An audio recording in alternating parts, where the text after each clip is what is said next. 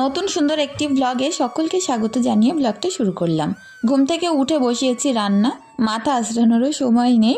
Husband এদিকে আমার সঙ্গে কথা বলছে, খেয়েই এক্ষুনি চলে যাবে। তার জন্য ডিম আলু সয়াবিন রান্না করলাম, আর তার সঙ্গে ভাত।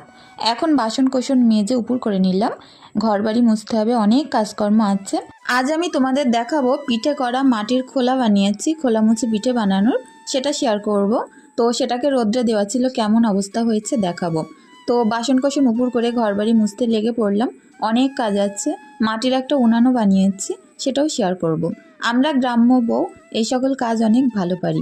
অনেকেই বলবে তুমি কি কুমারের মেয়ে? আমি কুমারের মেয়ে না, কিন্তু দেখো যে কোনো কাজ করতে কিন্তু দক্ষতা লাগে না, মনোবলটা দৃঢ় করে নিতে পারলে সেই কাজকে সফল করা কখনোই অসম্ভব হয় না। তো এই ঘর ওই ঘর সবটা মোছা কমপ্লিট, বারান্দাটা মুছে নেব। অনেক লম্বা বারান্দা, তারপরেও একটু পরিষ্কার পরিচ্ছন্ন করে রাখার চেষ্টা করি। আগের দিন পিঠে বানাতে গিয়ে আমার খোলা মুচিটা ভেঙে গেছে, তো আজকে ভাবলাম চলো হাতেই বানিয়ে নিই, কারণ এরকম পাতলা মাটি দিয়ে বানালে বেশি দিন কিন্তু এই সকল খোলাগুলো যায় না। তো অনেক মাটি দিয়ে মোটা করে এবার একটা খোলামুচি বানিয়েছি। নিজের বানানো খোলাতেই পিঠে হবে। বাইরেটা ছাদের ওপর কত সুন্দর লাগছে না, দেখো একটা উনানও পেতেছি।